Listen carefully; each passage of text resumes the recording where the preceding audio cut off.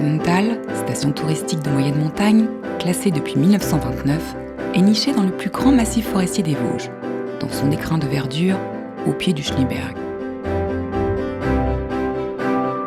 Située à 40 km à l'ouest de Strasbourg et à la porte nord de la route des Vins, elle est le paradis des randonneurs avec ses 250 km de sentiers balisés du club vosgien.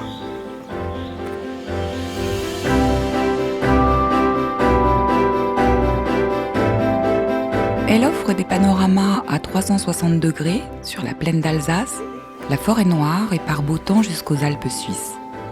Ce village, surnommé la Suisse d'Alsace pour son paysage vallonné et son habitat dispersé à flanc de montagne, l'air pur des pins sylvestres, dits de race noble de Vandenburg, sauront vous ressourcer.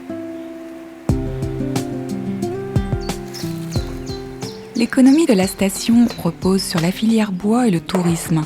Bûcherons, débardeurs, crémiers, scieries, charpentiers et menuisiers ébénistes sont nombreux à exploiter le bois sur le site.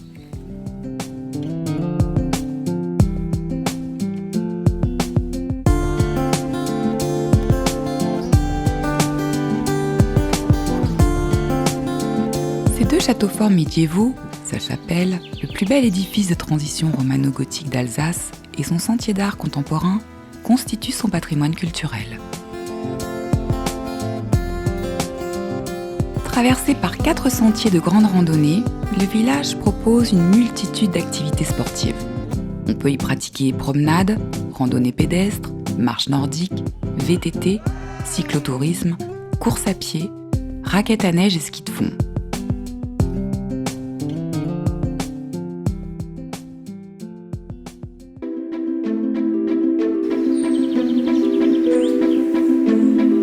Les gourmets seront séduits par la gastronomie locale, concoctée par les aubergistes et restaurateurs de la station.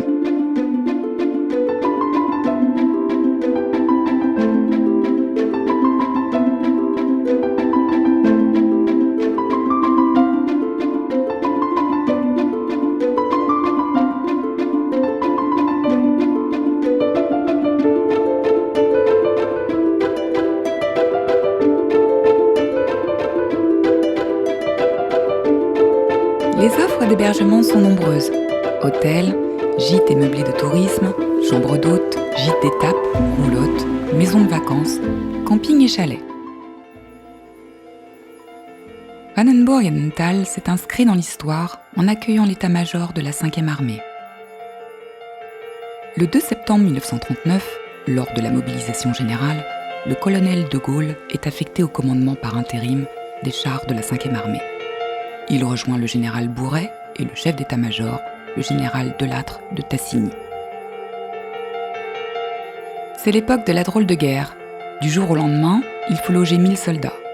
Durant ces 9 mois, de nombreux chalets, casemates, écuries, garages et cinémas y sont construits.